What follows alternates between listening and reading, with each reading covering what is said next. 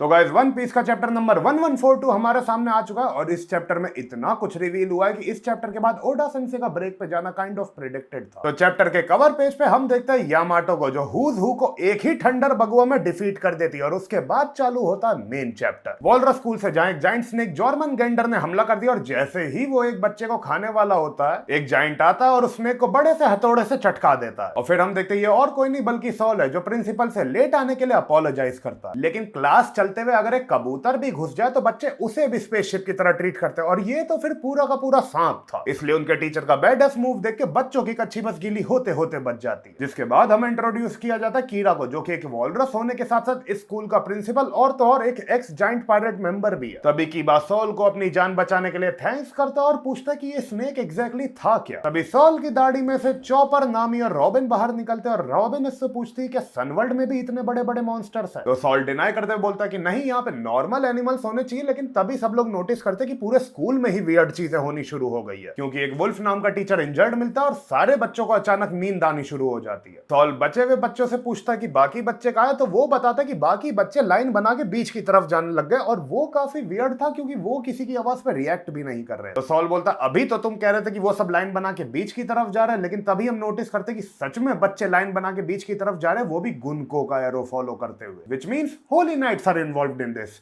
अब सॉल उन्हें बुलाने की कोशिश तो करता है लेकिन इतने में वो नोटिस करता है कि जंगल से और भी ज्यादा मॉन्स्टर्स निकल निकल के बाहर आ रहे हैं। तो प्रिंसिपल कीवा बोलता है it's time to take emergency measures और हॉर्न ब्लो करके पूरी कंट्री को बता देता है कि कुछ गड़बड़ है और पूरे स्कूल को इवैक्यूएट करवा देता है। वहीं फाइनली सीन शिफ्ट होता है अंडरवर्ल्ड पे जहां लोकी और लूफी फेस टू फेस खड़े हैं विद लोकी होल्डिंग रैग्नीर इन हिज हैंड और इतनी सारी इंजरीज के बाद भी भाई को कुछ खास हुआ नहीं है। और वो सबसे बोलता है तुम्हें सच में लगता है कि तुम मेरी पूरी पावर एक कफ पे रिस्ट्रेंट कर सकते हो तो अगर तुम्हें अल्बाफ को बचाना है तो रिलीज मी इमीडिएटली। हांजी पूछता ही है कि इस बंदे की प्रॉब्लम क्या है लेकिन इतने में लोकी कहता है कि मैं तुम्हारी जगह होता तो इसे खोल देता क्योंकि अगर मैंने जबरदस्ती कोशिश की तो आसपास आग लग सकती है और तुम्हें और मुझे दोनों को अल्बाफ की वीकनेसेस पता है तो तुम्हें ये नहीं पता क्या कि मैं सब कुछ डिस्ट्रॉय कर सकता हूँ। अजरुद्दीन उसे रोकने की कोशिश करता है लेकिन इतने में हम देखते लोकी रैग्नीर को बेसबॉल बैट की तरह यूज करके एटम ट्री पे हिट कर देता है और जहां वो हिट करता है वहां आसमान से लाइटनिंग आके गिरती है जिससे उस स्पॉट के साथ साथ आसपास के ब्रांचेस में भी आग लग जाती है और इसी के साथ अच्छा खासा पार्ट ऑफ सनवर्ल्ड कैचेस फायर। और ये बात दूसरे जाइंट्स जो पार्टी में होते हैं उन्हें भी पता चल जाती है और वो सब जारुल से बोलते हैं कि साउदर्न पार्ट ऑफ सनवर्ल्ड में आग लग चुकी है और थोड़ी देर पहले हॉर्न भी ब्लो हुआ था और जारुल को भी पता कि फायर अल्बाफ की वीकनेस है तो वो उसे इमीडिएटली बुझाने का ऑर्डर दे देता है। फिर सीन दोबारा शिफ्ट होता है वॉलरस स्कूल पे जहां एंजी साउल को बताती कि उसने ये सब पहले देखा हुआ है कि उसने थोड़ी देर पहले बच्चों को अपना सबसे बड़ा फियर ड्रॉ करने का काम दिया था और बच्चों ने काफी सारे मॉन्स्टर्स ड्रॉ किए थे तो ये सब वही है। और फिर हम देखते हैं पूरा का पूरा स्कूल मॉन्स्टर से घिरा हुआ है जो असल में बच्चों की ड्राइंग है और भाई साहब मॉन्स्टर्स की वैरायटी ओहो हो